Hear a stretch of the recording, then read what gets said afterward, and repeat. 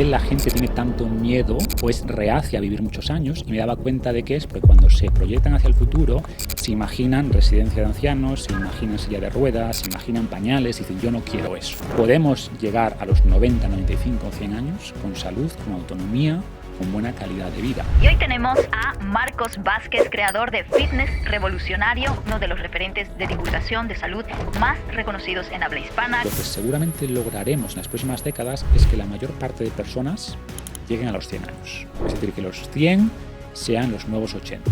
El ejercicio nos puede dar entre 10 y 12 años más de longevidad, pero nos puede dar el doble de calidad de vida. Hemos dicho que caminar es uno de los pilares que he explicado antes, pero caminar no es suficiente. Los genes pesan mucho, pero para lo que influye en la mayoría, los hábitos son mucho más importantes que los genes. Si tengo que levantarme a las 5 de la mañana, hacer burpees, después darme una ducha fría, hacer ayuno intermitente, comer exactamente esto, y después por la noche apagar todas las pantallas, y no es así. O sea, todo lo bueno, llevado a su extremo, se convierte en algo malo. Yo lo que recomiendo a la gente es que gente que me sigue, que empieza a aplicar un poco estas ideas, me dice, mira, estoy mucho mejor físicamente y estéticamente con 55 que con 30. ¿Sabías que la inactividad física es el cuarto factor de riesgo para la mortalidad a nivel global? De hecho, según la Organización Mundial de la Salud, más de 3,2 millones de personas mueren anualmente a causa del sedentarismo. Como ves, esto es un tema que debería ser de importancia para todas aquellas personas que queremos mejorar nuestra salud. Por eso he querido traer a Marcos para que nos pueda compartir cuáles son esos tips, esos hábitos que nos ayuden a tener una mejor calidad de vida y terminar nuestros días con más salud. Pero además, Marcos ha querido dejar una oportunidad exclusiva para toda la comunidad de A Lo Grande Podcast. Se trata de Fundamentos, la formación de iniciación de Marcos, donde enseña exclusivamente a todas las personas que quieran empezar con una rutina de entrenamientos desde cero. En Fundamentos trabajarás 3 pilares fundamentales: fuerza, resistencia y movilidad. Imagínate dentro de poco empezar a ganar músculo, reducir grasa, eliminar los dolores musculares y además empezar tu día a día con más energía para tus actividades diarias. Todo eso es posible con Fundamentos. Si estás decidido a mejorar tu salud, a transformar tu vida, por favor, no dejes pasar esta oportunidad. Debajo de este vídeo voy a dejarte el link con todos los detalles para que te unas hoy mismo. Y con eso, comenzamos con esta entrevista. Bienvenido, Marcos. ¿Cómo estás? Gracias, muy bien, encantado de estar contigo aquí, María. Yo feliz de tenerte aquí, por fin se ha dado, que hemos tenido varios encuentros y hemos coincidido justo ahora en este espacio, así que súper feliz con tu participación. Me gustaría que, difícil, pero es posible que personas todavía aún no te conozcan. Cuéntanos un poco acerca de tu recorrido, de cómo llegaste a expandir tus conocimientos en temáticas de salud, de longevidad, de nutrición, de ejercicios, porque sé que tú has tenido una infancia donde has pasado por varias situaciones de salud, ¿no? Asma, temas alérgicos, etcétera. Cuéntanos un poquito cómo ha nacido ese interés. Pues como dices, mis primeros recuerdos de la infancia son en un hospital, porque era asmático, tenía muchas crisis asmáticas, entonces eso de alguna manera te marca, ¿no? Y es verdad que la salud siempre me interesó, y el hecho de quizás ser desde muy pequeño consciente de que la salud no está garantizada, pues hizo que siempre fuese un tema que me gustase profundizar. Claro, cuando yo era pequeño no había muchos medios tampoco, ¿no? Es verdad que después a nivel profesional me dediqué a otra cosa, me dediqué a la ingeniería informática, a la consultoría, y la parte de salud, pues era algo que era casi más un hobby, ¿no? Pero con el tiempo y casi animado por mis compañeros, por amigos a los que yo ayudaba a mejorar su condición física, pues me animaron, oye, ¿por qué no empiezas a divulgar sobre estas cosas? Que sabes muchísimo, que sabes más que mi nutricionista, que mi entrenador. Y a raíz de eso, que empecé también como hobby 100% a divulgar en un blog, ¿no? Cuando los blogs empezaban, te hablo del 2011, hace muchos años. Dios mío, ¿cuántos años ya han pasado? Muchos. Llevo ya mucho tiempo en esto, ¿no? Y ese proyecto, pues casi sin ser consciente, empezó a crecer y a crecer. Los primeros lectores eran mis amigos, los amigos de mis amigos, los familiares de mis amigos, pero el blog pasó de tener 1.000 visitas al mes a 100.000, a 500.000, a 1 millón. Y te empezaban a llegar mensajes de gente que por supuesto no conocía, ¿no? Que te empezaban a hablar de lo que habían mejorado gracias a ti, sentían mucho agradecimiento por la labor que hacías. Y eso, entonces yo estaba, por un lado, con mi carrera profesional, que era socio de una consultora grande, un trabajo que ya no me llenaba para nada, que ya estaba cansado, y por otro, un hobby que me daba mucha, pues eso, me enriquecía mucho a nivel personal, ¿no? Y por situaciones de la vida, vendimos la empresa, el proyecto estaba funcionando bien y dije, oye, voy a dedicarme a lo que realmente me gusta. Y ahí empezó, ¿no? Ahí empezó la parte, entre comillas, más profesional pues empecé con seguí con el blog y después el podcast. Empecé el podcast en el 2014, cuando había que explicar a la gente, oye, esto es de un podcast, ¿qué es? Ahora todo el mundo sabe que es un podcast y Spotify y Apple Es Podcast. el boom de los Pero claro, podcasts. cuando yo empecé en 2014, la gente no sabía qué era esto y cómo escucharlo, ¿no? Y después redes sociales, y entonces de manera muy orgánica, muy de boca a boca, pues ha pasado de ser un hobby que intentaba ayudar a mis amigos y a sus familiares y a su red más personal, a un proyecto que llegas a cientos de miles de personas cada mes, ¿no? Entonces, bueno, muy contento con cómo se ha dado y sobre todo con el agradecimiento que percibo de la gente, ¿no? En el fondo, poder ganarte la vida haciendo algo que ayuda a los demás, pues yo creo que no hay mayor éxito que ese, ¿no? A nivel profesional. Completamente. Algo que me gusta mucho también de todo lo que compartes es ese sentido holístico que le das a todo el tema de la salud, que no solamente tiene que ver pues con mejorar tu alimentación o con hacer ejercicios, y tiene que ver también con mentalidad, en la forma en la que, cuál es nuestro estilo de vida en general. Entonces, desde ese punto, creo que hay mucho que aportar, porque en realidad no somos seres individuales, ¿no? Que solamente enfocándonos en una cosa vamos a poder crecer o mejorar la vida como queremos, sino influye en muchos aspectos. Muchas cosas. Y en este sentido, me gustaría que empecemos a hablar acerca de la longevidad, porque a veces pensamos que la longevidad tiene que ver más con temas genéticos, de vivir más años, es que mis abuelos vivieron más años y que por eso pues genéticamente yo estoy preparada o preparado para vivir más años. ¿Qué tan cierto es esto? Y si tiene que ver también nuestros hábitos de vida a la hora de hablar de este tema. O sea, los genes siempre influyen, eso es evidente, pero sabemos por estudios que los genes, si hablamos de llegar a los 80, 90, 95 años con buena calidad de vida, los genes son el 20-25% y el entorno el resto. Y el entorno no es solo los hábitos, también hay componentes de azar, la contaminación, pero de ese elemento de entorno, que es el 75-80%, la mayor parte son los hábitos, lo que hacemos. Por ejemplo, nos dicen los estudios que tu longevidad y tu calidad de vida se parece mucho más a la persona con la que te casas que a la de tus hermanos. ¿Por qué? Porque tus hábitos normalmente se parecen más al de las personas con las que vives, ¿no? Es decir, que compartes más genes con tus hermanos, pero tu salud y tu longevidad se parece más a la persona con la que vives, porque en general los hábitos son más similares. Dicho esto, es verdad que hay una excepción. Y si hablamos ya de centenarios, ¿no? Y de supercentenarios, que son las personas que llegan a los 105, 110 años, la proporción se invierte. Y ya genes es 80% y hábitos 20%. Sí. Es decir, si quieres vivir 110 años, a día de hoy, con la tecnología que tenemos, o eres hijo, hermano de centenarios o probablemente no llegues, ¿no? Entonces, es verdad que para esas vidas tan largas los genes pesan mucho, pero para lo que influye en la mayoría, que somos el 99,999%, los hábitos son mucho más importantes que los genes. Qué interesante, y me gusta lo que traes, porque ahora me llega como una pregunta que digo, claro, es que 100 años, es que yo no quiero vivir 100 años, ¿sabes? O sea, ¿para qué, no? Tú ves una persona de 100 años, el típico estereotipo de una persona mayor, que se mueve apenas, que camina apenas, que apenas sí come, que ya la vida le ha transformado, ya no es la misma. ¿Tú crees que se puede llegar a esos 100 años, superar esos 100 años bien? Claro que sí. Y de eso que comentas es muy, muy interesante, ¿no? Porque cuando estaba escribiendo el libro y la gente me preguntaba, ¿de qué estás escribiendo el libro y tal? Yo, de la longevidad, de vivir mucho. Esa era la respuesta típica. Yo es que no quiero vivir muchos años. Y yo me preguntaba por qué. O sea, la vida es buena, ¿no? ¿Y por qué la gente tiene tanto miedo o es reacia a vivir muchos años? Y me daba cuenta de que es porque cuando se proyectan hacia el futuro, se imaginan residencia de ancianos, se imaginan silla de ruedas, se imaginan pañales y dicen, yo no quiero eso. Eso es. Pero el mensaje es que eso es un destino totalmente evitable en la mayoría de casos, ¿no? O sea, podemos llegar a los 90, 95, 100 años con salud, con autonomía, con buena calidad de vida, pero influye muchísimo en lo que hacemos.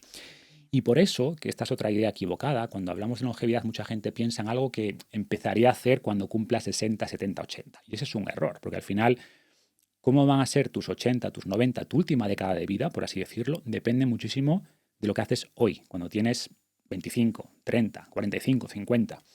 Entonces, si hoy eres capaz de elevar tu vitalidad, de mejorar tu masa muscular, tu capacidad cardiorrespiratoria, la fortaleza de tus huesos, pues eso va a hacer que llegues a los 80 sin sarcopenia, que llegues a los 80 sin osteoporosis y, por tanto, que esos últimos 10, 15, 20 años de vida no sean muy distintos de los anteriores, ¿no? Entonces, tenemos que quitarnos de la cabeza esa idea de que cumplir años, pasar de los 80 o de los 90, implica necesariamente una vida de baja calidad. No tiene por qué ser así para nada. Lo que buscamos es esto que llaman de morir joven con muchos años, ¿no?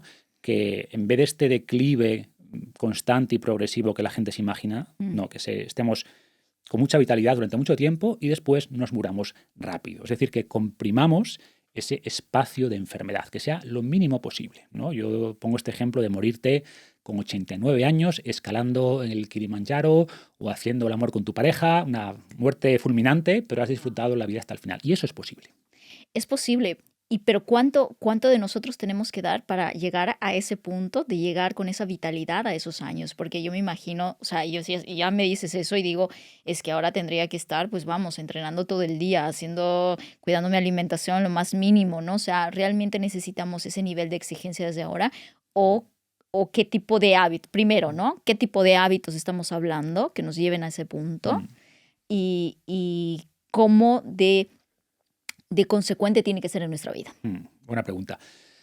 A ver, te mentiría si te dijera que son 2 o 3 cosas sencillas y que ya está, que con 10 minutos al día lo logras. No, requiere un sacrificio un poco mayor, pero no tanto como mucha gente cree. Es verdad que quizás la palanca más importante que tenemos a día de hoy para lograr este objetivo que planteaba antes es la actividad física, es el ejercicio. O sea, no hay nada que nos pueda producir el impacto en términos de elevar la vitalidad y extender la longevidad que logra el ejercicio. El ejercicio, la actividad física en general, y luego podemos hablar de los detalles, nos puede dar entre 10 y 12 años más de longevidad, pero nos puede dar el doble de calidad de vida. Es decir, puede extender, 20, 30 años la calidad de vida. Y esto quiere decir que una persona de 70 años que haya mantenido la actividad física va a tener una capacidad cardiovascular, una fuerza equivalente a la de una persona 30 años no entrenada, a la de una persona de 45, 50 años. Ninguna intervención puede hacer esto. La pregunta es, ¿cuánto esfuerzo, cuánto tiempo hay que dedicarle? No demasiado. Hablamos de 45, 60 minutos al día. Esa dosis es suficiente para lograr estos beneficios. Si haces un poco más, mejor. Pero entramos ya en los rendimientos decrecientes, ¿no? No por hacer 2 horas de actividad física al día tienes el doble de beneficios que si haces 1 hora. Pero esa dedicación de 45 o 60 minutos al día sería lo óptimo para la mayoría. Y luego, por supuesto, pues dormir suficiente, pero hablamos de 7 o 8 horas, tampoco hace falta más. Y luego cuidar un poco la alimentación. Y comer bien no requiere mucho más tiempo que comer mal. Entonces, si cuidas esos aspectos, tienes el 80% del beneficio. Y luego, ojo, que hay aspectos ligados con la longevidad, con la calidad de vida, en los que no solemos pensar y que son súper importantes también. A ver. Uno de ellos es el aspecto social, ¿no? Algo que disfrutamos, conectar con los demás. Bueno, pues eso no solo mejora tu calidad de vida hoy y te hace sentir bien hoy, sino que correlaciona muy bien con longevidad y con satisfacción vital. Y luego aspectos más psicológicos como propósito de vida, algo en lo que hasta hace poco no se pensaba, ¿no? Veíamos la longevidad como algo muy físico, comida, entrenamiento, descanso, que por supuesto influye mucho, como estamos explicando, pero también se ha visto que las creencias que tú tienes sobre el envejecimiento, si piensas que envejecer implica experiencia, sabiduría, crecimiento, pues vas a vivir más años que si piensas que envejecer equivale a decrepitud, enfermedad, soledad, etc. O sea, las creencias no es simplemente algo que ocurre en el cerebro, en la mente. Las creencias generan respuestas fisiológicas. Creencias negativas, falta de propósito, estrés, miedos, ansiedades por el futuro, generan, por ejemplo, una elevación del cortisol, ¿no? Del estrés, de la inflamación, que son vías que alimentan el envejecimiento, que nos hacen envejecer más rápido. Entonces, esa parte psicológica, que hasta hace poco, como decía, no se le prestaba atención, estamos viendo que es un factor muy importante también que condiciona la calidad de nuestra vida futura. Y en tu propia experiencia personal, ¿cómo has podido romper con esas creencias? O sea, ¿cuáles son para ti como tus puntos de referencia de longevidad? Mm. ¿Cómo te imaginas a ti mismo, ¿no? Llegar a ese punto de tu vida y cómo has podido romper sobre todo con Ah. ese patrón? Yo creo que es muy importante, como dices, que tengamos referentes, ¿no? Y yo tengo un montón de referentes. Yo pongo como ejemplo, he hablado muchas veces, por ejemplo, de Clint Eastwood, ¿no? Porque él tiene esta historia, que no cuento en el libro, pero la cuento por ahí en algún post.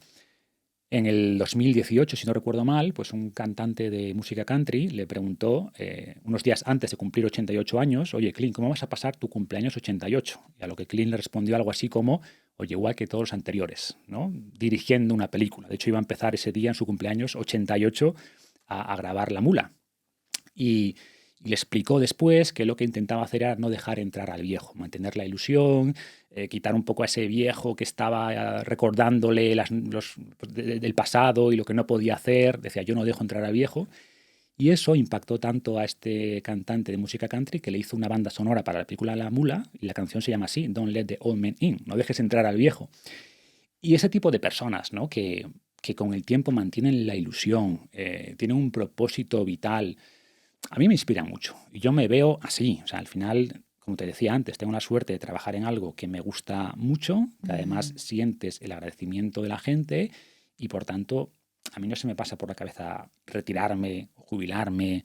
Me gusta mucho lo que hago y tener constantemente propósitos, ¿no? Y proyectos creo que te mantiene joven. Dicen esto de que empiezas a envejecer cuando tienes más recuerdos que sueños, ¿no? Hay que tener sueños, ¿no? Por supuesto, disfrutar los recuerdos del pasado, pero siempre proyectos, sueños, y luego, por supuesto, cuidarse. Aprender a disfrutar, cuidarse, ¿no? Dejar de verlo como un sacrificio. Mucha gente lo ve como un sacrificio a realizar y empezar a verlo como tener la oportunidad, ¿no? De disfrutar, pues, la riqueza de movimiento que tiene mi cuerpo, ser capaz de llegar a ver, pues, de lo que mi cuerpo es capaz, intentar ponerlo en positivo. Y no te diría que no hay días que no me apetece entrenar, que no hay días que no me apetece comer bien, los hay, pero en general intento adoptar un poco esta mentalidad, ¿no? En vez de tengo que hacer esto, tengo que entrenar, tengo la opción, tengo la posibilidad de entrenar y de usar mi cuerpo. Entonces, todo esto, mantener un poco esta mentalidad que se llama también de crecimiento, ¿no? Pensar que puedes mejorar a cualquier edad, tanto físicamente como mentalmente, y ver el futuro con ilusión y con esperanza. Yo creo que en mi caso intento hacerlo así. Ujú. ¿Tú crees que hoy en día, con toda la tecnología que va saliendo, nuevas aplicaciones, la inteligencia artificial y demás, hay alguna forma de apoyarnos de estas nuevas tecnologías de cara a alargar nuestra vida? ¿Existen estudios científicos nuevos que resaltan pues la posibilidad de esto? Estamos en un momento de la humanidad donde por primera vez realmente hemos pasado de la mitología a la ciencia, ¿no? O sea, la mitología de la longevidad lleva miles de años, esta idea de vivir más, de la inmortalidad, pero por primera vez en la historia de la humanidad estas tecnologías están a nuestro alcance. Estamos reemplazando, como digo, las leyendas por la realidad científica. Depende a qué científico preguntes, unos son más optimistas que otros, pero hoy tenemos ya herramientas, tenemos suplementos, compuestos y tecnologías que pueden ayudarnos a vivir más. La gran pregunta es si vamos a tener algún tipo de salto cuantitativo en los próximos años o no. Es decir, por ejemplo, se está investigando mucho de todo, ¿no? Desde terapias de células madre a senolíticos, es decir, poder eliminar células senescentes que producen inflamación y que hacen que envejezamos, a la posibilidad de regenerar órganos, de regenerar el sistema inmunitario. O sea, hay un montón de tecnologías y es verdad que a día de hoy ninguna está aprobada en humanos, pero muchas de ellas han demostrado aumentar ya la longevidad en animales similares a nosotros entre un 20 y un 25-30%. Y es muy probable que en los próximos 10-20 años estas tecnologías realmente las podamos aprovechar. Ojo, hemos avanzado en muchas cosas, pero han sido progresos pequeños, ¿no? Pues un 2% aquí, un 3% allá, que está muy bien. De hecho, en las últimas décadas, cada año adicional hemos alargado la esperanza de vida entre 2 y 3 meses en los países desarrollados, que no está nada mal. Y si esta proyección continúa, llegará un momento en el que por cada año que vivamos, la esperanza de vida va a aumentar un año más. Y por tanto, la muerte siempre va a estar un año por delante, ¿no? Que no es tan lineal, porque al final tenemos como nuestra especie, si no hay cambios genéticos, que eso también está a la vuelta de la esquina. O sea, ya tenemos tecnología como CRISPR, Cas9, etcétera, que es capaz de modificar nuestros genes. Y por tanto, aunque tenemos ahora un límite duro de unos 120 años, la persona que más ha vivido ha llegado a 122 años, una mujer, James Calment, hay un límite duro en 120 años más o menos, pero lo que seguramente lograremos en las próximas décadas es que la mayor parte de personas lleguen a los 100 años. Es decir, que los 100 sean los nuevos 80. Yo creo que eso lo lograremos quizás incluso en nuestra vida, ¿no? Creo que es más difícil o que tardaremos más en lograr que una sola persona cruce la barrera de los 150 años, porque ahí ya entramos con temas más duros biológicos. Pero bueno, respondiendo a tu pregunta, creo que hay cosas a día de hoy, pero es verdad que si hablamos del año 2024, dependemos muchísimo más de nuestros hábitos, de todo lo que hemos comentado, de alimentación, entrenamiento, descanso, conexión social. Eso importa mucho más que las tecnologías más modernas. Wow. Ahora sí, vamos a volver entonces al tema hábitos, porque creo que eso es donde más control podemos tener desde nuestro accionar en 100%. nuestro día a día y desde ahora, ¿no? Empecemos por el tema ejercicios. Cuando tú comentas acerca de esto, ¿qué tipo de ejercicios has visto que funcionan mejor de cara a mejorar nuestro estilo, nuestra calidad de vida para la mayoría de las personas?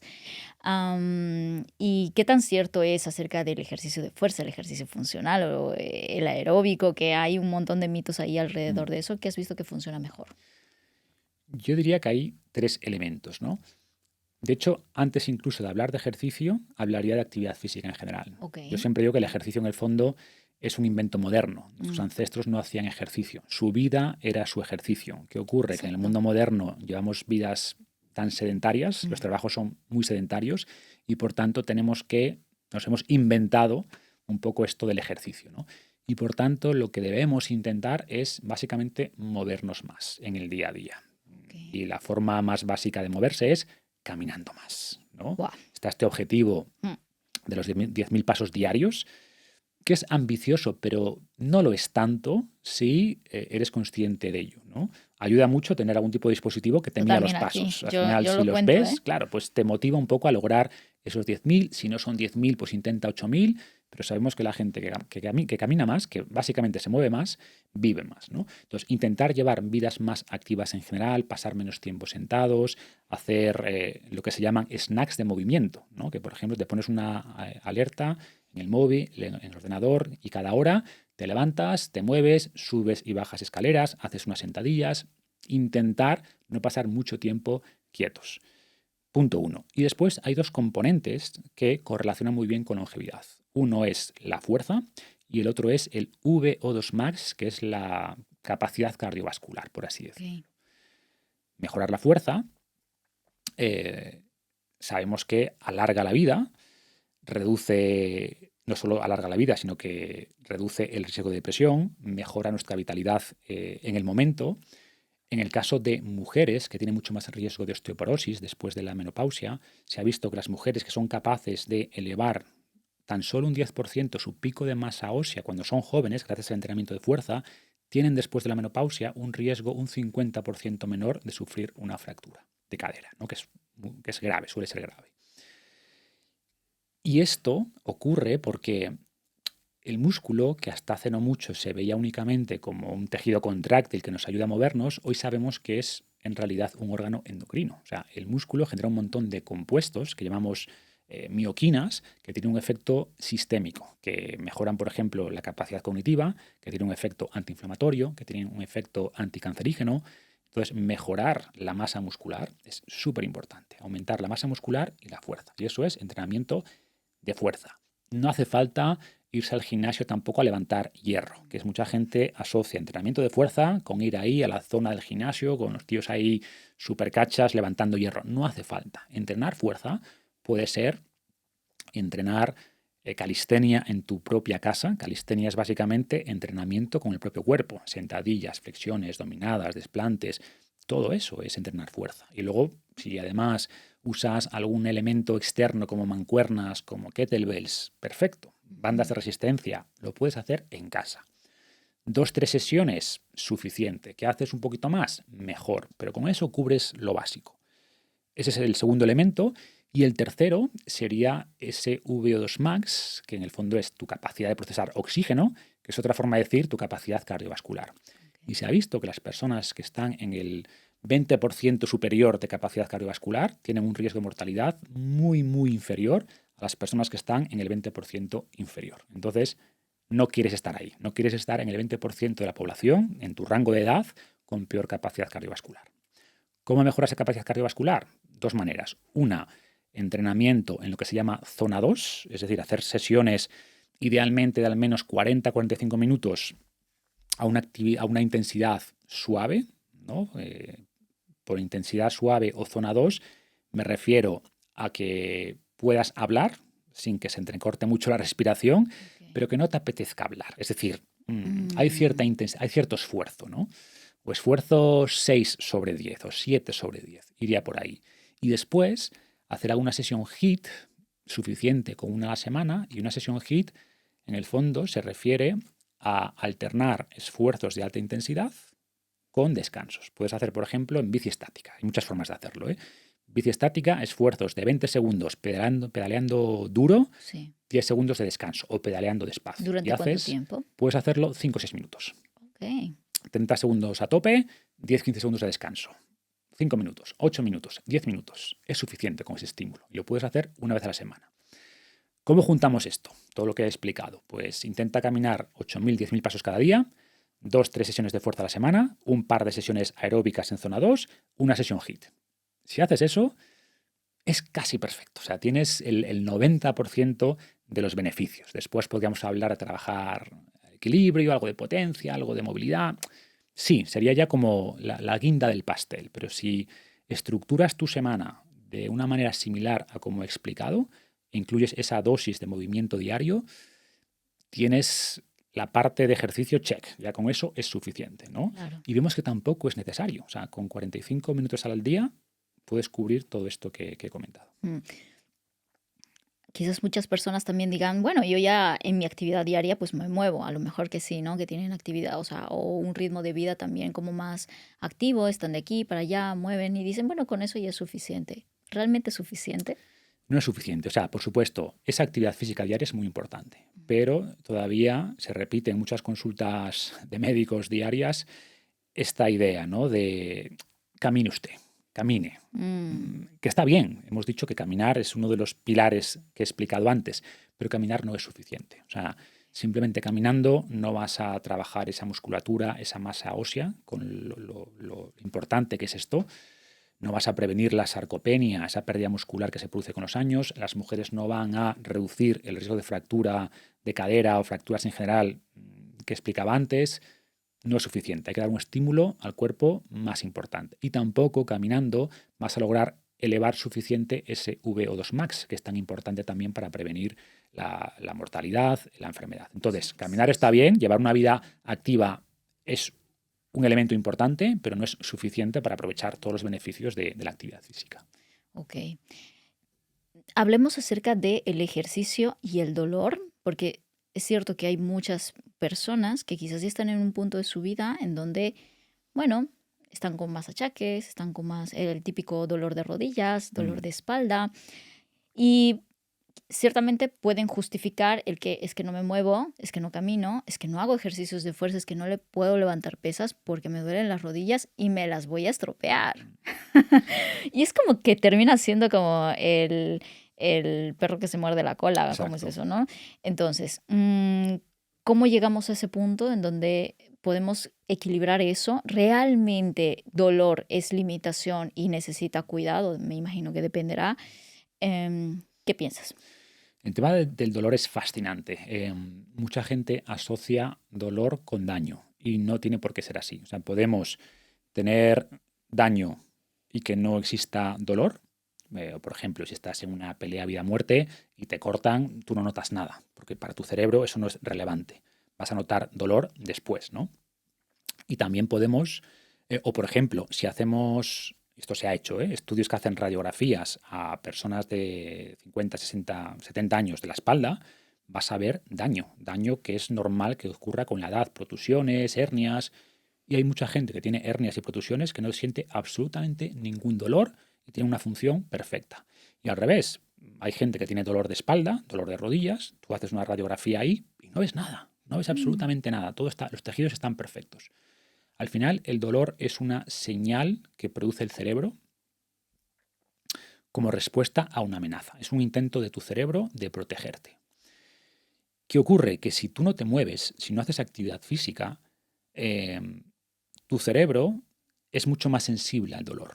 Interpreta muchas más cosas como dolor. Y al final ocurre esto que comentas, justamente, que te mueves poco, por tanto es más probable que tengas dolor. Y como te mueves menos, porque sientes ese dolor, tu cerebro intenta protegerte más y hace que te muevas menos todavía y entras en esa espiral. Y el movimiento es la mejor estrategia, y eso está muy demostrado, el movimiento es la mejor estrategia, el ejercicio, la actividad física, como lo quieras llamar, es la mejor estrategia para reducir los dolores de espalda, de hombros, de rodilla. Para rehabilitar cualquier lesión necesitas movimiento. O sea, el reposo es lo peor que puedes hacer. Hasta hace no mucho se recomendaba reposo. Que tenías una lesión, sí. Reposo. Que te dolía la espalda, reposo. Que estabas embarazada, reposo. Sí. Y hoy es justo al revés. Se está intentando que la gente repose lo mínimo posible, porque en cuanto reposas, ¿qué ocurre? Pierdes masa muscular, pierdes masa ósea, pierdes capacidad cardiovascular y por tanto cuando dejas de reposar o intentas dejar de reposar, tu cerebro genera alarmas. Oye, cuidado con esto, cuidado con aquello. Y las señales de cuidado para el cerebro es dolor. El dolor es una señal de, oye, cuidado, esto no lo hagas. Cuanto menos te muevas, más dolor vas a tener. Y cuanto más tiempo pase sin moverte, más va a aumentar ese dolor. Y al revés, si quieres reducir esos dolores, sobre todo si hablamos de dolor crónico, pues el movimiento es lo mejor. Dicho esto, tienes que empezar gradualmente. O sea, por supuesto, no es recomendable hacer movimientos que te produzcan dolor. Vas a tener que trabajar alrededor de ese dolor. ¿Que te duele una rodilla cuando bajas a partir de este punto? Bueno, pues baja un poquito menos y ahí fortaleces, haces isométricos o mueves la rodilla hacia un lado que igual te duele menos, buscas alternativas de movimiento. Lo mismo con dolor de espalda, lo mismo con dolor de cualquier tipo. O sea, el movimiento, evidentemente, guiado por un profesional, por un buen fisioterapeuta, pues es de lejos la mejor estrategia que tenemos a día de hoy. Antes, ante el dolor, pues lo típico, ¿no? Antiinflamatorios y reposo y cirugías. Y hoy sabemos que las cirugías en la mayor parte de casos no funcionan. O que el movimiento previene cirugías y mejora muchísimo la capacidad o la posibilidad de rehabilitar esas lesiones. Porque al final, muchas veces la debilidad produce dolor. Si el cerebro percibe que tú en cierta posición no eres fuerte, no eres capaz de controlar esa postura, ¿cómo te dice cuidado? Con dolor. Si tú le demuestras a tu cerebro que eres capaz de controlar esa posición, de ejercer fuerza en esa posición, reduces la alerta, ¿no? Reduces el dolor. Esto es muy complicado, por supuesto, y es importante que te guíe un buen fisioterapeuta con experiencia en esto, pero como mensaje principal es eso. O sea, si tienes dolores, lo peor que puedes hacer es parar, es reposar, pues espero a que me pase, ya se pasará. No se va a pasar. Mira, qué fuerte lo que me acabas de decir, porque justo estoy embarazada, ¿no? Y claro, antes de quedar embarazada yo hacía ejercicio, pero más ejercicio pues aeróbico, ¿sabes? Spinning, pues eso, de más movimiento, agitación y demás. Pero cuando ya entré en esta etapa de embarazo, me doy cuenta de que, claro, empiezan los dolores, empieza el dolor de espalda, que no sé qué, que aquí, que allá. Y digo, pues a lo mejor sí necesito alguien que me asesore mejor con temas de ejercicios, ¿no? Porque me movía, caminaba, de hecho, y decía, bueno, caminar está súper bien, camino, ¿no? Pero claro, no era suficiente, el dolor seguía ahí. Y empecé de repente con una entrenadora que es especialista precisamente en embarazadas y me da ejercicios de fuerza. Y digo, ejercicios de fuerza. Mira que yo antes de quedar embarazada, o sea, no estaba acostumbrada a hacer ejercicios de fuerza y ahora lo tengo que hacer. O sea, incluso ya con miedo, ¿no? Pero bueno, asesorada. Empiezo con estos ejercicios y de repente, o sea, mi día se transforma. O sea, es que ya dejo de sentir dolor. Es que es impresionante. O sea, tú le temes a eso, pero es realmente lo que te va a ayudar, lo que necesita tu cuerpo. Y lo siento ahora más que nunca porque cada día existe un cambio sustancial en el cuerpo y me doy cuenta un día que no hago ejercicio, movimiento de fuerza, o ya sea caminar o con pesas y demás, es que mi cuerpo lo nota muchísimo, ¿sabes? Y me hace mucho sentido lo que dices. Ahora mi pregunta es, ¿existe como alguna edad, alguna situación en particular clave para empezar con estos ejercicios? Por ejemplo, yo empecé ejercicio funcional cuando estaba embarazada. Quizás hay personas que digan, bueno, toda mi vida es que yo no he hecho ejercicios, ya tengo 50 años y puedo empezar haciendo pesas ahora. ¿Es recomendable o no? Es recomendable. El mensaje es cuanto antes mejor, pero nunca es tarde. Y el cuanto antes es mejor es cuanto antes. Es decir, recibo preguntas de, ¿mi niño de 10 años, 12 años puede empezar a entrenar fuerza? Sí, puede. Hay muchos estudios que indican que no solo es seguro, sino que es recomendable. Antes había miedo que si los niños entrenan fuerza, que puedas reducir o impactar el crecimiento. Se ha visto que no solo no impactas negativamente el crecimiento, sino que positivamente, y que esa ventana de oportunidad se puede aprovechar porque van a ganar más masa muscular, más masa ósea, y eso es como una reserva fisiológica que tienen para toda la vida, para toda la vida. Dicho esto, ¿tiene sentido que un niño de 10, 11 años empiece a levantar hierro, a hacer peso muerto con 80 kilos? Evidentemente no. Lo que tiene que hacer es jugar, pero jugar también cargando algo de peso, cargando un compañero. Eso es entrenamiento de fuerza para ellos, ¿no? Calistenia, que empieza a controlar su propio cuerpo, hacer flexiones, colgarse, hacer dominadas. Eso es entrenamiento de fuerza para un niño. Y quizás ya peso, bueno, pues ya cuando son adolescentes pueden perfectamente empezar a meter peso. Entonces, mensaje 1, cuanto antes mejor. Desde niños a adolescentes pueden empezar a aplicar tensión a los músculos y eso les va a ayudar durante toda la vida. De hecho, hay cierta reserva, esa reserva fisiológica se une a otro concepto que es la memoria muscular. Es decir, si alguien hizo actividad física de joven y luego por lo que sea lo deja y lo retoma a los 35 años, va a mejorar mucho más y más rápido que alguien que nunca hizo actividad física y que empieza a los 35, ¿no? Aunque el primer caso lo haya dejado 15 años, hay una reserva fisiológica y hay cierta memoria muscular. El caso que planteas, alguien que nunca ha hecho nada y a los 50 empieza a ser consciente de que pierde masa muscular, que tiene dolores, que ya no es tan vital como antes. Pues el ejercicio de fuerza le va a permitir ganar masa muscular, incluso algo de masa ósea, aunque ya es difícil a partir de 50, pero se puede. Es más, tenemos estudios que indican que incluso a partir de 80 años, o sea, con más de 80 años se puede ganar músculo, ¿eh? Sí. Dicho esto, ¿vas a empezar a los 50 años a hacer entrenamiento con mucho peso? Evidentemente no. O sea, para mí el paso 1 es aprender a manejar tu cuerpo. Es decir, lo que decíamos antes, ¿no? Sentadillas, flexiones, trabajar un poco con tu propio cuerpo y luego peso libre, por supuesto, pero vas a empezar con peso libre ligero, pues empezarás con tus mancuernas, con kettlebells, bandas de resistencia y eso pues, o sea, no solo puedes, sino que debes empezar a hacerlo lo antes posible. ¿Vas a aprovechar los beneficios de haber empezado con 15, 20 años? Pues no, esa ventana de oportunidad, oye, la has perdido.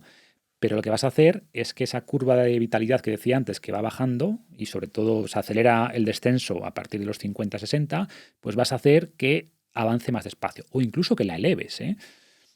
Porque como decía, si nunca has entrenado, empiezas a entrenar con 50, vas a ganar masa muscular, vas a perder grasa, vas a mejorar tu V2+, o sea, puedes mejorar. Entonces ya no solo que ralentices el declive, sino que puedes mejorar. O sea, mucha gente que me sigue, que empieza a aplicar un poco estas ideas, me dice, mira, estoy mucho mejor físicamente y estéticamente con 55 que con 30.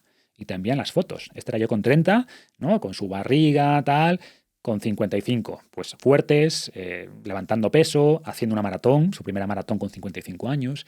Entonces, el cuerpo es muy agradecido. O sea, estamos tan sedientos de movimiento que en cuanto empiezas a darle lo que necesita, responde muy bien. Entonces, como digo, cuanto antes mejor, pero nunca es tarde. Me da igual que tengas 50, 60. Tengo casos, ¿no?, que también me envían, pues, por ejemplo, hace poquito, me envía un seguidor, no en su caso, era el de sus padres, me envía la foto, un vídeo de su padre, creo que tenía 80, 82 años, con muchos problemas para levantarse de la silla. Muchos problemas. Dice, mira, tengo un programa que se llama Fundamentos, que está orientado a personas en baja condición física, después de 3 meses de fundamentos, haciendo sentadillas sobre la silla, pero levantándose y sentándose sin apoyo, sin problemas. 3 meses, una persona de más de 80 años.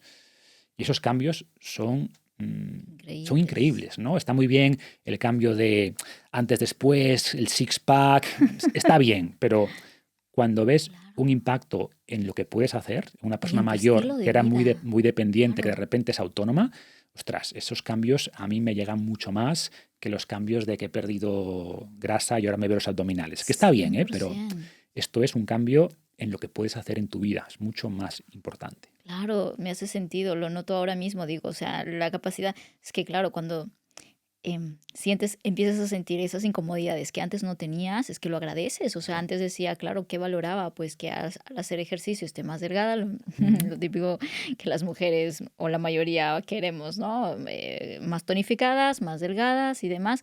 Pero hoy en día, con los ejercicios que claro, obviamente está adaptado a mi situación particular y no es que levanto 100 kilos, evidentemente no. Y claro, pero he roto como una creencia de que no necesito levantar esos 100 kilos para sentirme bien, para verme bien, ¿sabes? Y esos dolores de espalda se han ido, o sea, haciendo ejercicios tan sencillos como lo que dices, sentarte, pararte, hacer las sentadillas bien, o sea, realmente notas una transformación muy grande con pequeños cambios. Increíble. Ahora sí, me gustaría que hablemos acerca de las dietas, acerca de alimentación, porque está muy de moda hoy en día hablar de dieta vegana, dieta keto, dieta paleolítica, que también existe. O sea, ¿cuál es tu concepto acerca de estas dietas? ¿Funcionan? ¿No funcionan? ¿Qué has visto? A ver, casi cualquier dieta que respete ciertos principios básicos puede funcionar. Y para mí los principios básicos es, 1, que se base en esto que llamamos comida real, que está muy de moda, que en el fondo son alimentos frescos mínimamente procesados. Punto 1. Punto 2, que consumas suficiente proteína, eso es muy importante también para la longevidad. Y punto 3, en las cantidades adecuadas, que en el fondo se refiere a cualquier dieta que te permita mantener un ratio músculo-grasa adecuado. Y si cumples eso, estás bien. Y por supuesto que, como efecto derivado, tengas todos los nutrientes, micronutrientes, minerales, vitaminas que necesitas. ¿Podemos lograr eso con las dietas que has mencionado, con una dieta vegana? Podemos, con la excepción, en el caso de la dieta vegana, de la vitamina B12. ¿No? Si llevas una dieta vegana, con ningún producto animal, necesitas sí o sí, suplementar con vitamina B12. Si haces eso, y tu dieta vegana se basa en alimentos frescos mínimamente procesados, vas a estar bien. Y comes suficiente proteína, vas a estar bien. Puedes llevar una dieta vegana buena o mala. Una dieta vegana mala es una dieta pues, muy basada en estos alimentos veganos procesados, ¿no? Las salchichas de soja y, bueno, pues quesos sucedáneos de queso, vegetales, pues no son buenos alimentos. Buenos alimentos vegetales son las verduras, las frutas, las legumbres, las hortalizas. Una dieta basada en estos alimentos que incluya suficiente proteína vegetal, que es perfectamente posible consumir suficiente proteína con una dieta vegana y además suplementada con vitamina B12, ningún problema. Dieta paleo, lo mismo. La dieta paleolítica, en el fondo, es la alimentación, intentar imitar la alimentación que llevábamos hace miles de años, ¿no? Antes de la revolución agrícola, y por tanto elimina algunos alimentos como los lácteos, aunque hay enfoques paleo más flexibles, ¿no? La dieta paleolítica, digamos, más estricta, pues elimina lácteos, legumbres, cereales. ¿Y puedes llevar una buena dieta sin estos alimentos? Puedes. Ahora bien, ¿tiene sentido eliminarlos? En la mayoría de personas no. ¿Por qué? Porque son buenos alimentos. Es verdad que hay personas que no toleran bien los cereales, personas que no toleran bien los lácteos, personas que no toleran bien las legumbres. Bueno, pues esas personas tendrán que reducir estos alimentos, que quizás son más sensibles a lectinas, no toleran bien mucha fibra o no toleran la lactosa directamente. Estas personas, por supuesto que existen, pero yo no eliminaría ciertos productos que son buenos, que tienen densidad nutricional, salvo que realmente te sienten mal. Creo que es equivocado eliminarlos de manera preventiva, ¿no? Y luego la dieta keto me gusta para periodos concretos. Una dieta keto, para quien no sepa a qué se refiere, o dieta cetogénica, es una dieta que intenta elevar los cuerpos cetónicos en sangre. ¿Y cuándo se elevan los cuerpos cetónicos? Cuando se agota la glucosa. Y por tanto, cualquier dieta que reduzca mucho el carbohidrato es una dieta cetogénica, que reduzca el carbohidrato por debajo de 30, 40, 50 gramos, dependiendo, ¿no? Si haces más actividad física, menos. Y la dieta cetogénica es interesante para perder peso porque estos cuerpos cetónicos producen saciedad. La dieta cetogénica, a nivel evolutivo, mirando a nuestros ancestros, era una, entre comillas, una dieta, o más que una dieta, un estado metabólico que ocurría cuando, en invierno, cuando había poco alimento o había poco carbohidrato, no había fruta, verdura, comíamos prácticamente animales, lo que cazábamos, pues se elevaban los cuerpos cetónicos y era una forma de ayudarnos a sobrevivir durante el invierno, ¿no? Más cuerpos cetónicos, menos hambre, podíamos vivir más tiempo, superar los duros inviernos. ¿Tiene sentido llevar una dieta cetogénica en el siglo XXI todo el tiempo? No. Es muy restrictiva y por tanto estás eliminando un montón de alimentos, por ejemplo las frutas, que son muy beneficiosas. Eliminas incluso ciertas verduras o las reduces mucho y por tanto un enfoque cetogénico constante tiene poco sentido y no es lo óptimo.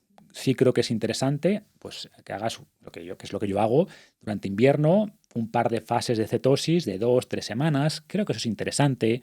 Los cuerpos cetogénicos tienen beneficios. Son, además de ser un combustible alternativo a la glucosa, son una molécula señalizadora que se ha visto que tiene algunos beneficios a nivel cognitivo, que puede reducir la inflamación. Entonces, ciertos periodos de cetosis son interesantes, pero vivir en cetosis no tiene ningún sentido. No hay ninguna población ancestral conocida que estuviese en cetosis todo el año. Ninguna. ¿En qué momento en particular recomendarías una dieta cetogénica? Hay motivaciones terapéuticas. Por ejemplo, la dieta cetogénica a nivel terapéutico se usó inicialmente en personas que sufrían de epilepsia y funciona muy bien para la epilepsia, para algunos tipos de epilepsia. ¿Qué ocurre? Que después se inventaron fármacos anticonvulsivos y se dejó de usar la dieta cetogénica, ¿no? Se ha visto en personas que empiezan a tener síntomas de Alzheimer, demencia, suele funcionar bastante bien para reducir los síntomas de estos problemas. No siempre, pero cuando el problema es una crisis energética o que las neuronas pierdan capacidad de consumir glucosa, al darles un combustible alternativo, que son los cuerpos cetónicos, el cerebro empieza a funcionar mejor. Entonces, hay casos terapéuticos, alguno más, en algunos tipos de cáncer, pero hay aspectos terapéuticos y después está, para mí, el gran beneficio para la población general, que es pérdida de peso. Y sobre todo en personas que pasan mucha hambre. O sea, ¿cuál es el problema de las dietas? O sea, para perder peso tienes que generar un déficit calórico. Tienes que consumir menos calorías de las que gastas. Y cuando haces esto y comes menos, hay gente que pasa mucha hambre. Y muchas de estas personas, no todas, pero muchas de ellas, cuando creas ese mismo déficit energético, es decir, consumes menos calorías, pero lo haces reduciendo mucho el carbohidrato y por tanto aumentando los cuerpos cetónicos, de repente tienen menos hambre. Se sacian con menos comida. Y por tanto les es más fácil mantener ese déficit calórico y por tanto les es más fácil perder grasa. Para este colectivo es interesante. Pero mi idea o lo que yo propongo es hacer esa cetosis durante unas semanas, quizás unos pocos meses, como, entre comillas, terapia de choque, y después ir transicionando hacia una alimentación más variada, no tan restrictiva como obliga la dieta cetogénica. Ok. Hablando de dietas variadas, bueno, en realidad, para una persona que no tenga un objetivo en particular, no tenga ningún tipo de enfermedad base, ¿no? Y que simplemente quiera cuidar su estilo de vida, ¿cuál de estos componentes, hemos hablado de proteínas, hemos hablado de grasas, de carbohidratos, es que es el infaltable? O sea, el ser humano no puede vivir sin esto. ¿Existe alguno o en realidad todos son importantes? A ver, una cosa es que no podamos vivir sin ello y otra cosa es que no sea recomendable usarlo, ¿no? Por ejemplo, la La proteína es indispensable, o sea, sin proteína nos morimos. Necesitamos un mínimo de proteína. Ese mínimo está alrededor de 0,8 gramos por kilo al día. ¿Qué ocurre? Que el mínimo no es lo óptimo. O sea, se ha visto que al consumir un poco más tienes menos riesgo de pérdida de masa muscular, menos riesgo de pérdida de masa ósea. Entonces, lo ideal es consumir un poquito más de proteína, 1,2, 1,5 gramos por kilo al día. Ahí estaría un poco el mínimo óptimo, por así decirlo. Carbohidrato, a ver, técnicamente no es indispensable. Técnicamente podemos vivir sin el carbohidrato, sin consumir carbohidrato. Y hay gente, que son los más forofos de la dieta cetogénica, que dicen, ves, el carbohidrato no es indispensable, podemos vivir sin consumirlo. Sí, pero se le puede dar la vuelta a este argumento. ¿En qué sentido? Que la glucosa, el carbohidrato, es tan importante para tu cuerpo, tan importante, que si tú no se lo das, lo produce. Lo produce. Tenemos posibilidad de producir glucosa a través de, en el hígado, por ejemplo, lo que se llama gluconeogénesis, a partir de aminoácidos, de glicerol. Por tanto, la glucosa es tan importante que el cuerpo tiene mecanismos para producir la que necesita.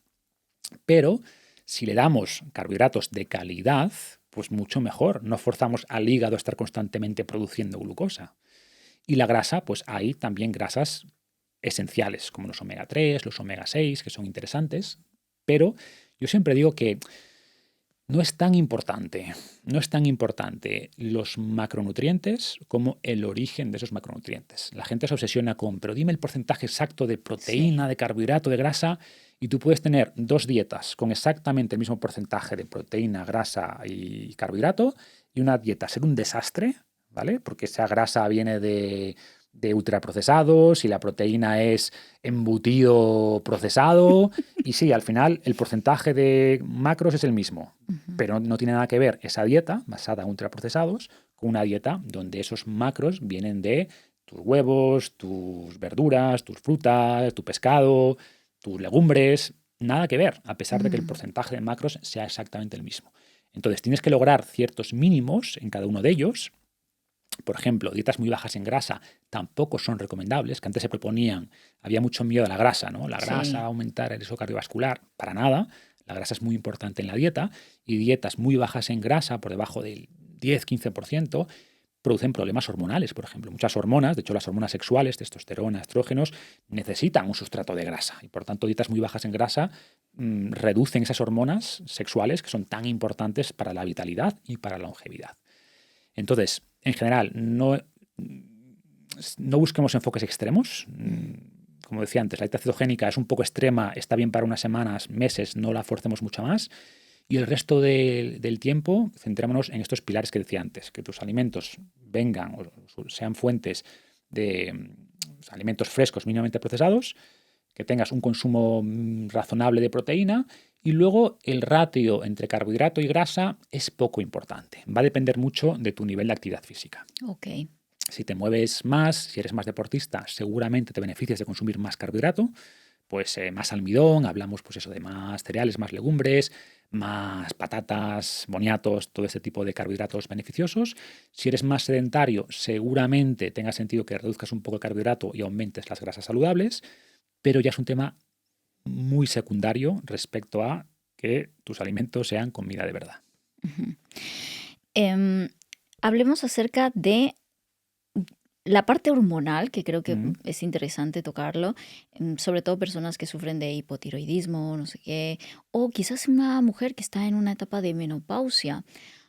¿Cuánto influye la parte hormonal a la salud, ¿no? Y luego, ¿cómo impacta la alimentación en esto? O sea, ¿se puede revertir estos temas hormonales con alimentación? Pues a ver, es como volvemos a esa idea que decías antes de la pescadilla que se muerde la cola o ese círculo vicioso o virtuoso, ¿no? Es decir, si llevas malos hábitos en general, llevas poca actividad física, tienes sobrepeso, tus hormonas se van a ver perjudicadas. Por ejemplo, en los hombres, a medida que acumulas más grasa, hay más conversión de testosterona a estrógeno. O sea, pierdes un poco esa hormona masculina que es tan importante, ¿no? ¿Y qué ocurre? Que al perder testosterona, pierdes vitalidad, te sientes peor, más más neblina mental y por tanto te mueves menos, comes peor y entras en ese círculo vicioso, ¿no? Estás cada vez peor, menos testosterona y como menos testosterona te mueves menos, más dificultad para ganar fuerza y más facilidad para ganar grasa y por tanto es un círculo vicioso. Y por tanto tenemos que intentar revertir eso. Y las mujeres lo mismo, ¿no? O sea, al final sabemos que la menopausia o la edad de la menopausia tiene un componente genético importante, por supuesto, porque al final las mujeres nacen con todos sus óvulos y luego la velocidad con que los pierden se puede controlar un poco, pero es bastante genético.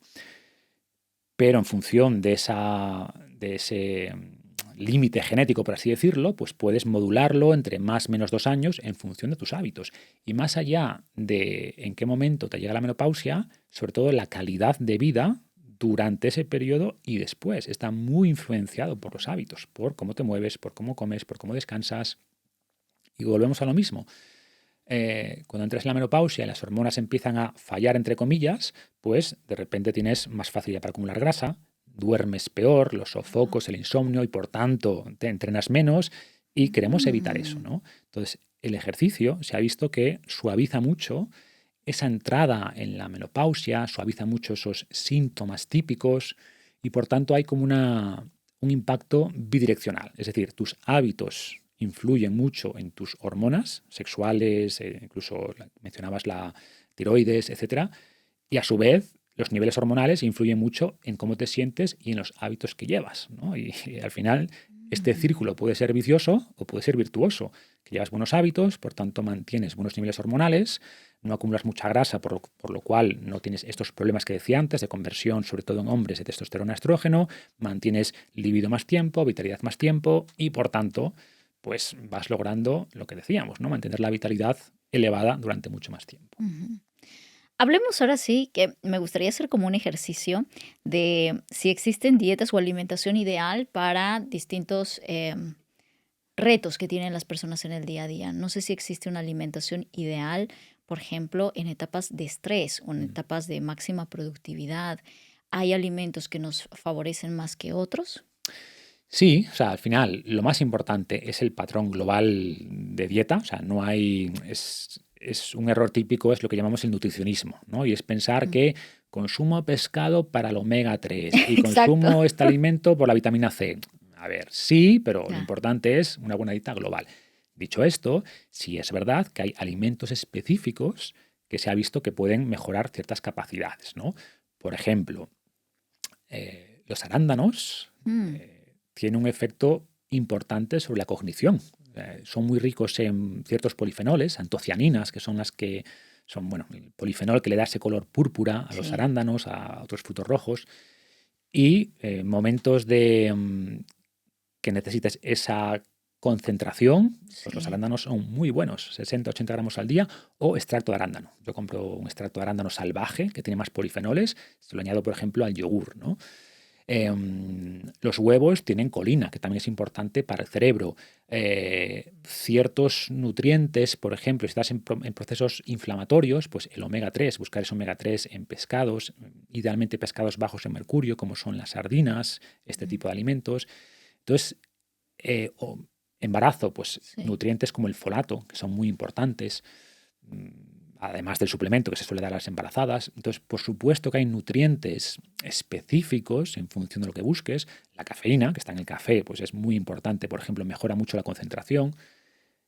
Hay nutrientes y luego, por supuesto, suplementos, ¿no? Mencionabas estrés, pues yo recomiendo en casos de estrés un suplemento que es la ashwagandha, que funciona muy bien para reducir el cortisol, además de tener otros beneficios para la salud. Hay tanto nutrientes como suplementos que tiene sentido tomar para ciertos objetivos, ¿no? O no puedo dejar pasar la creatina, que es quizás de los suplementos más estudiados y más efectivos y seguros para mejorar la masa muscular y también se ha visto que tiene un efecto positivo en el cerebro, en la cognición. Hay muchas cosas, pero como siempre digo, los suplementos quizás puedan darte un 3% del beneficio que te dan los alimentos y el estilo de vida en general. Entonces, ningún suplemento va a poder compensar malos hábitos. Pero si llevas ya buenos hábitos en general, ¿no? Y haces actividad física y duermes suficiente y comes bien, bueno, pues ciertos suplementos pueden ayudarte a optimizar un poco algunos aspectos de tu vida. Ok, porque justo ahí va a ir con el tema suplementos, como que siempre intentamos buscar el suplemento, ¿no? El suplemento que me ayude, que el típico que ahora que está de moda, el omega 3, el magnesio, por ejemplo. Mm. ¿Existen indispensables que no deben faltar? No hay indispensables, Mm, salvo, como decíamos antes, dieta vegana, B12 indispensable, claro, ¿no? vale. Pero es verdad que la gente se obsesiona mucho con los suplementos. Está este medio chiste, ¿no? De que alguien dice, hostia, qué bien te veo, ¿qué haces? Pues mira, entreno 1 hora al día, como bien, duermo 7 horas. Ya hay suplementos, bueno, tomo creatina. Ah, pero ¿qué marca? ¿Cuál tomas? ¿Cómo lo haces? ¿Qué dosis? ¿No? Lo Sí, otro me da igual, justo. pero creatina, pues explícame.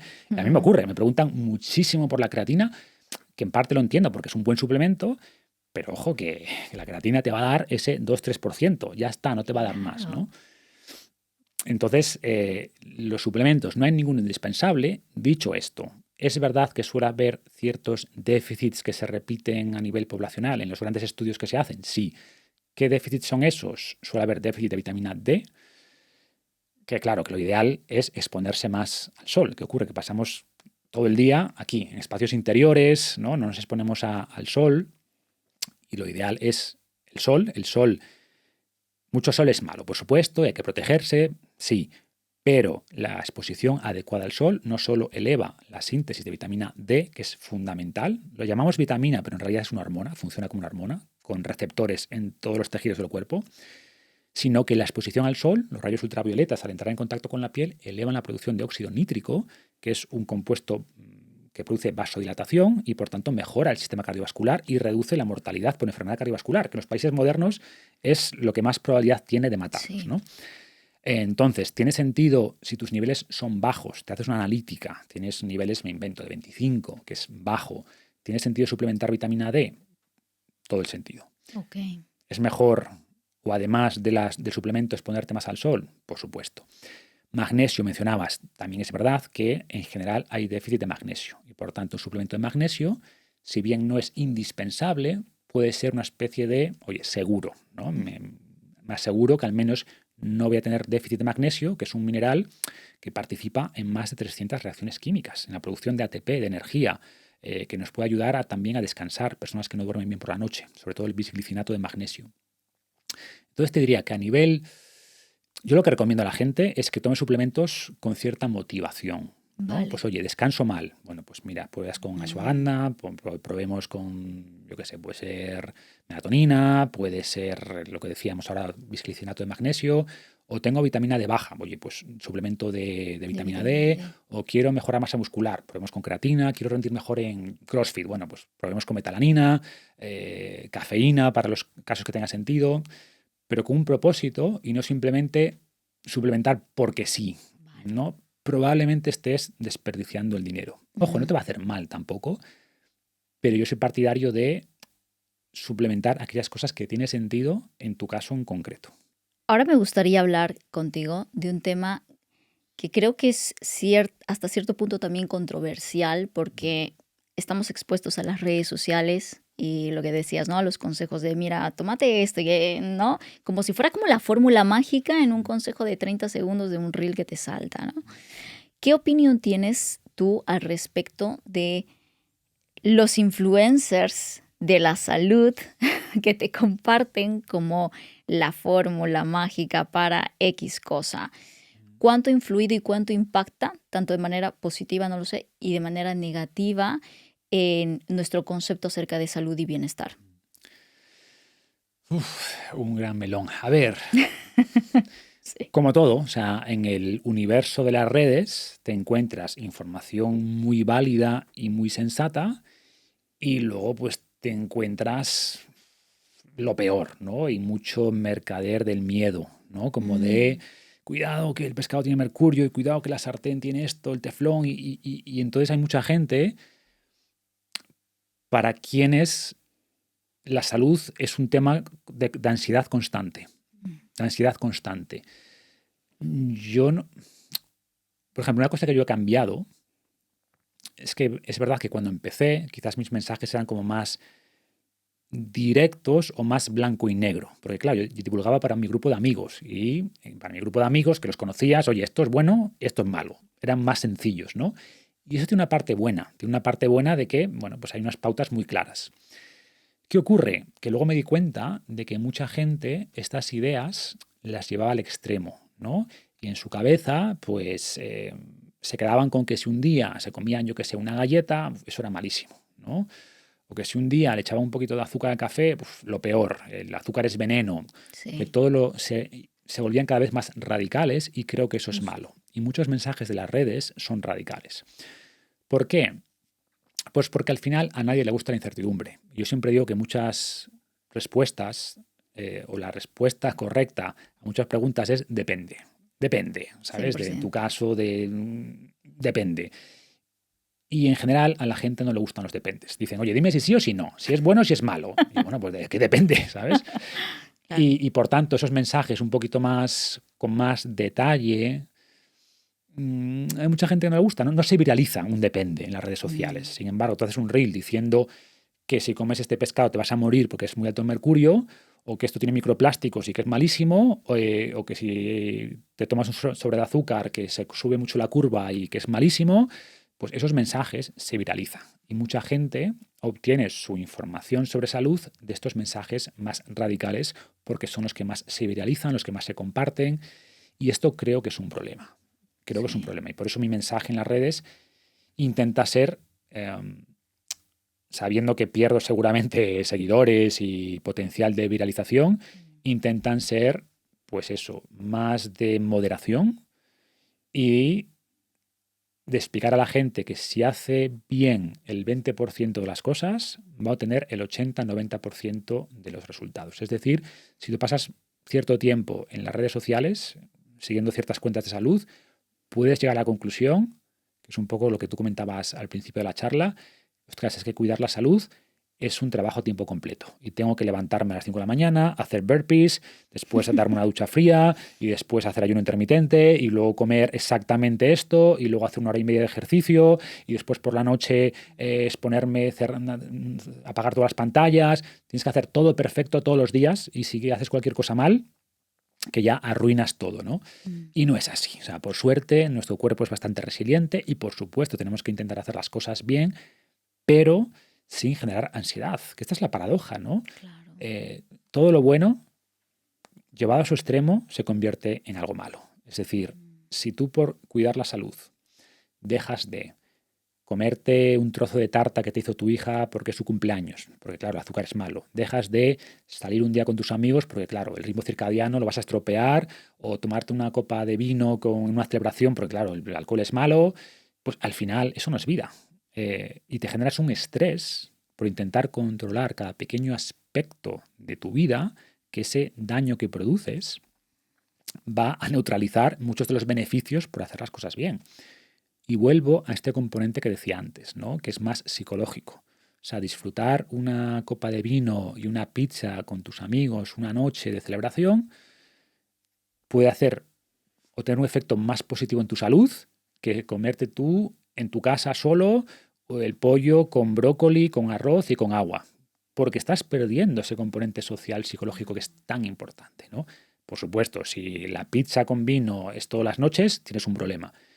Es buscar un poco ese equilibrio, ¿no? Entre cuidarte y que las cosas, el 80-90% del tiempo las hagas bien y que la mayor parte de los días hagas actividad física, duermas suficiente, comas bien, pero también con esos elementos más de conexión, sociales, de relajación, etcétera, que son también súper importantes para la salud y además para disfrutar la vida, ¿no? Yo siempre digo que la salud es un medio para un fin. ¿Qué es lo que buscamos realmente? Vivir bien, disfrutar la vida, ¿no? Y sin salud es muy difícil lograrlo. Pero si conviertes la salud en el objetivo final, pues quizás te pierdas todo o muchas cosas que aporta la vida que no mejoran tu salud directamente, pero sí indirectamente por estas vías más psicológicas. Uh-huh. Hablemos acerca de un concepto que a ti te encanta, que es el estoicismo. De hecho, lo profundizas muchísimo en tu libro Invicto. Para aquellas personas que quizás no conozcan el concepto, si nos puedes explicar qué es el estoicismo y cómo esto también ha beneficiado tu vida, ¿no? De alguna manera, cómo lo has ido aplicando en tu estilo de vida. A ver, el estoicismo no deja de ser una filosofía clásica fundada por Zenón de Citio en Atenas en el 300 a.C., o sea, tiene ya unos cuantos años. Es verdad que después tuvieron especial protagonismo algunos filósofos romanos, ¿no? Pues Marco Aurelio, Séneca, que quizás por su popularidad pues contribuyeron mucho a expandir el estoicismo, pero en el fondo es una filosofía práctica, ¿no? Yo siempre digo que la filosofía que estudiamos en el instituto es una filosofía para mí poco interesante, es una filosofía más metafísica, ¿no? Que intelectualmente puede ser interesante, pero que no nos da herramientas prácticas para la vida, no nos da códigos de conducta. Sin embargo, el estoicismo, o una rama del estoicismo, porque el estoicismo era más amplio, pero una rama del estoicismo pretendía justamente dar respuestas a las grandes preguntas de la vida. Oye, ¿qué es lo que debo hacer? ¿Cómo debo comportarme? ¿Qué cosas es importante perseguir y cuáles cosas son poco importantes? ¿Cómo controlar las emociones? En el fondo, ¿cómo vivir una buena vida? Y creo que esto es algo clave, ¿no? Y sobre todo cuando para bien o para mal, yo diría que para bien, ¿vale? O sea, yo nunca he sido muy religioso y por tanto veía un componente bueno de la religión. En el fondo las religiones nos dan ciertas pautas de comportamiento, pero llevan asociados unos dogmas, unas supersticiones que nunca me hacían mucho sentido. El estoicismo lo que pretende, como yo lo veo, es darte esa información, ciertos códigos de conducta de cómo comportarte, de qué es importante en la vida, pero libres de toda esta carga dogmática, ¿no? Y no tienes que creer en seres supernaturales para comportarte bien con los demás. Entonces, cuando yo descubrí el estoicismo, que es hace muchos años, ya cuando estaba en la universidad, pues vi que ahí había cosas interesantes que después en el ámbito profesional me ayudaron mucho, ¿no? O sea, me ayudaron a mantener la cabeza fría en momentos difíciles, a superar adversidades, a pensar en el futuro, a intentar practicar la virtud, ¿no? El estoicismo en el fondo es comportarte con coraje, con disciplina, con templanza, con moderación. Y es por eso que lo utilizan muchos deportistas de alto rendimiento, Claro, lo veo como muy... 100%. Yo el otro día hablaba de un discurso que dio Roger Federer en una universidad y sin decirlo hay muchas ideas estoicas, ¿no? Él decía, oye, cuando estás jugando un punto, ese punto es lo más importante. Ese punto es lo más importante. Ahora bien, cuando ese punto termina, te olvidas de él y pasas al siguiente. Bueno, pues eso es lo que decían los estoicos. Pon énfasis en el aquí y en el ahora y en todo lo que puedes controlar. Y en lo que no puedes controlar, olvídate de ello, ¿no? Entonces ves cómo estas ideas son muy útiles para un Roger Federer, pero son muy útiles para un emprendedor. Oye, pues ahora esta conversación o este cliente o este proyecto es lo más importante. Ahora bien, si el proyecto se va al garete, pierdo el cliente, pues ya está, me olvido y al siguiente, ¿no? Sin autoflagelarme, sin estar con remordimientos en lo que hice, lo que no hice, fíjate lo que aquel me dijo, fíjate, no, céntrate en lo que puedes controlar, olvídate de lo que no. Evita las emociones distorsionadas, no te aporta nada la ira, no te aporta nada el rencor, no te aporta nada estar dándole vueltas al futuro, o sea, al pasado, perdón, no te aporta nada estar ansioso por cosas del futuro. Entonces el estoicismo en el fondo nos da herramientas para lidiar con todo esto, para lidiar con esas malas emociones, para reducir la ansiedad, para mejorar la autoestima, para no perder de foco lo importante. Y esto es clave y no es algo que se enseñe en la escuela, ¿no? Nos enseñan raíces cuadradas, integrales, que está muy bien, que es importante, pero nadie nos enseña a manejar lo que tenemos aquí dentro. Y en el caso concreto de las dietas, de mejorar la salud, pues yo me daba cuenta de que una vez que tienes una información básica, lo importante es tu capacidad de aplicarla. No hace falta que sepas más y profundizar más y más. Por supuesto, requieres cierto conocimiento básico y mucha gente no tiene ese conocimiento básico. Pero una vez que tienes las pautas básicas, que en el fondo son las que hemos explicado aquí, sí. Lo importante no es, vale, pero hago este método exacto, el HIIT 4x4, el 5x3, da igual. Lo importante es que apliques lo que ya sabes. Y esa capacidad de aplicar lo que ya sabes de entrenar sin ganas, por ejemplo, es mucho más importante que rizar más el rizo con cada uno de estos conceptos o aprender ya si es mejor esta verdura que aquella, secundario. Sin embargo, la capacidad de comerte la verdura y de resistir a ese ultraprocesado y de entrenar los días que no tienes ganas y de irte a la cama a la hora que toca, aunque te apetece seguir viendo Netflix, eso es lo que realmente va a marcar la diferencia. Y qué bueno que lo mencionas desde ese punto, porque claro, a veces entiendo como el estoicismo como esa parte rígida más bien, ¿no? No más bien como esa posibilidad que te da de elegir lo que tú sí puedes controlar, más bien como algo que no, lo tienes que hacer porque no hay más, o sea, elimina aquí el sobrepensamiento y actúa, ¿no? Un poco a veces hasta eso, inflexible, rígido o hasta egoísta muchas veces, ¿no? ¿Qué hay de cierto en esto?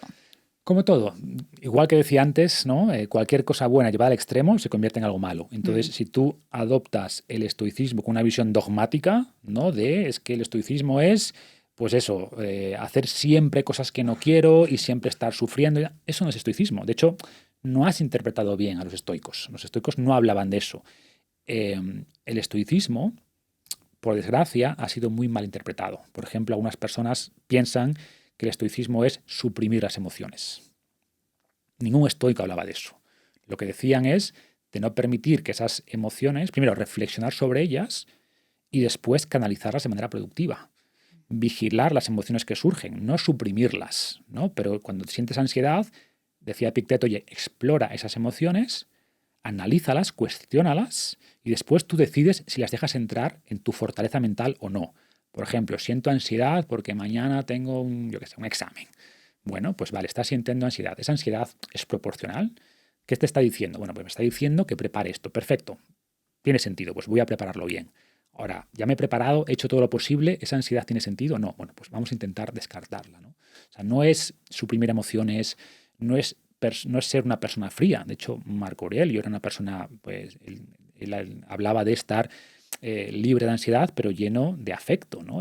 Eran personas afectuosas, que además se preocupaban mucho por hacer un bien social. Había otras filosofías que eran filosofías más de irse a meditar a la montaña, ¿no? Los epicúreos tenían su jardín, estaban ahí todo el día, alejados de la política, alejados de la sociedad. Los estoicos eran personas de acción, eran mercaderes, eran emperadores, pero que pensaban que había que contribuir a la sociedad, que estaban involucrados con la sociedad, que es otra parte que me gusta del estoicismo. No es de estar ahí en una montaña meditando, no, estar haciendo cosas, y cosas que tengan un impacto positivo en los demás.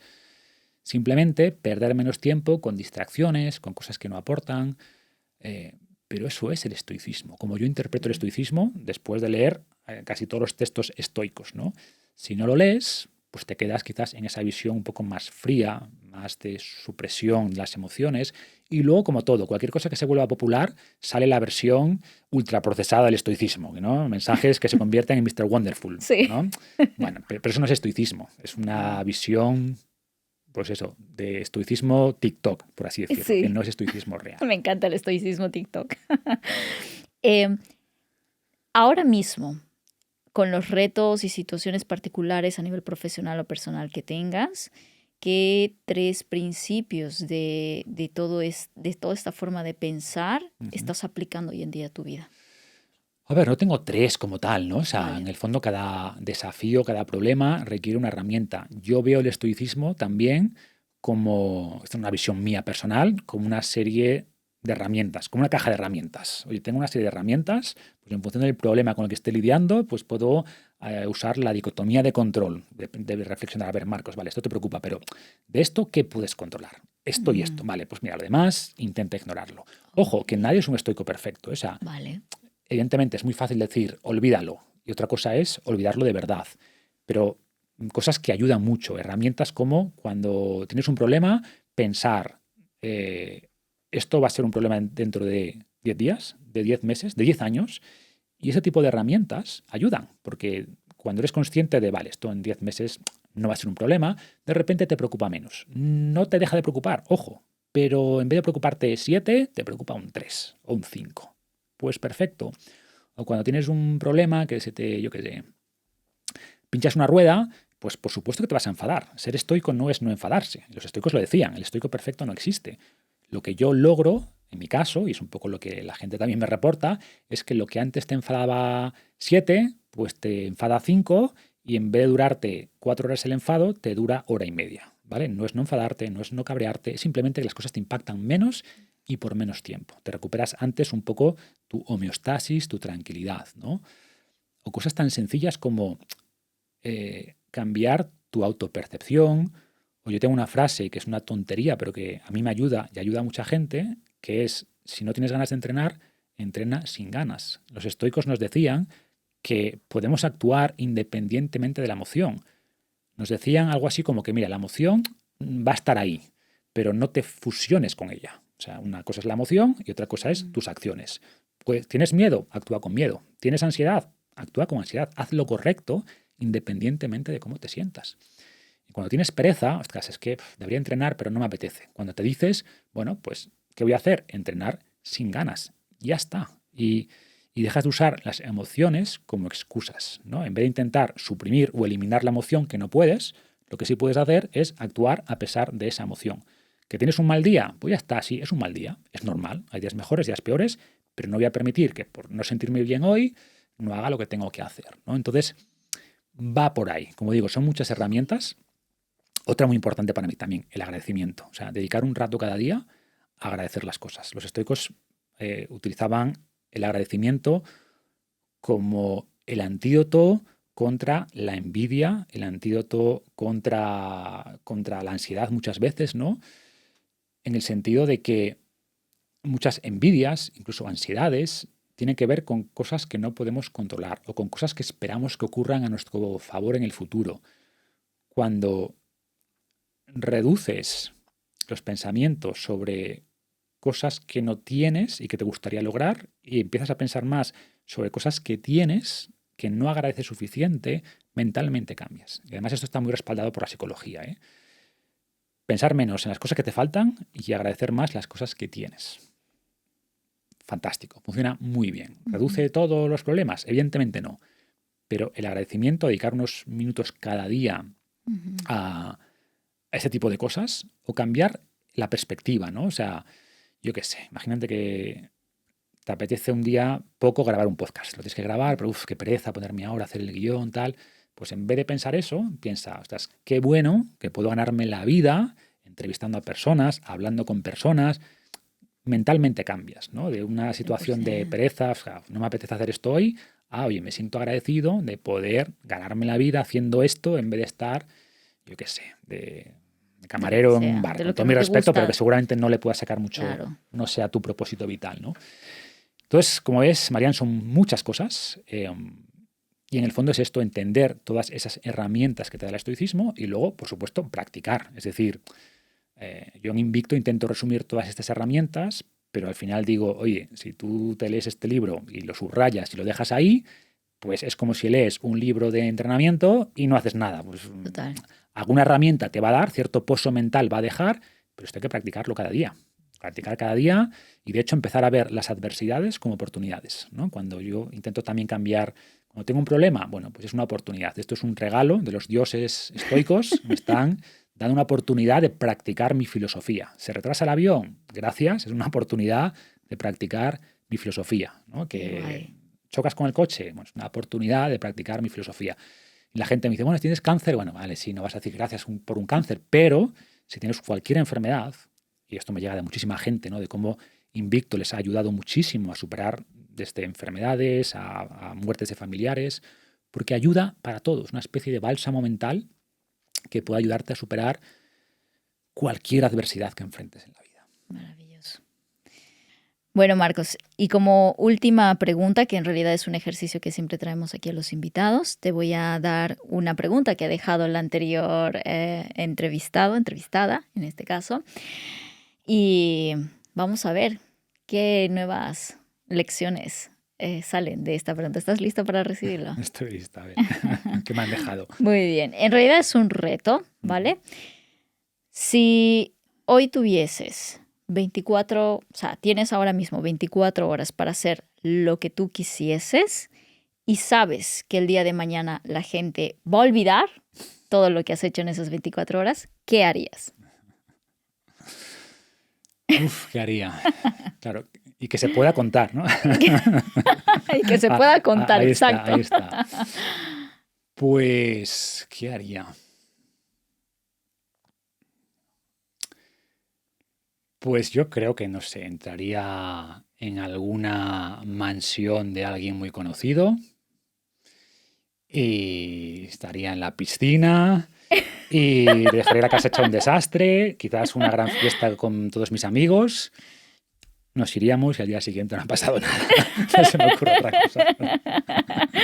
Pues muy bien, ¿no? Es como dejar ese libre albedrío que haga lo que sale. Y rompiendo reglas Exactamente, durante un día, ¿no? durante un día, que luego ya sabes que mañana la gente lo va a olvidar. Exacto. Muy bien. Y el mismo ejercicio para ti, Marcos. ¿Qué pregunta le dejarías a nuestro siguiente invitado? Ujú. Pues la pregunta podría ser, ¿qué sueño de la infancia sigues manteniendo vivo? ¿Y qué te comprometes a hacer en el próximo año para acercarte a ese sueño? Buah. Aquí todos dejan preguntas poderosas, así que está súper potente. Muy bien, pues Marcos, muchísimas gracias por este espacio, gracias por haber compartido todo tu conocimiento y tu sabiduría con la audiencia y sobre todo hacerlo de manera práctica, que eso es lo más importante. Gracias por este espacio. Gracias a ti por la invitación. Muchas gracias. Y con todos ustedes, ya saben que si este episodio te ha gustado, por favor, no te olvides comentar, dejar tus comentarios justo debajo de este video, compartirlo, suscribirte al canal si todavía no lo has hecho. Y con eso nos vemos en un siguiente episodio. Hasta la próxima. Adiós. Muy bien.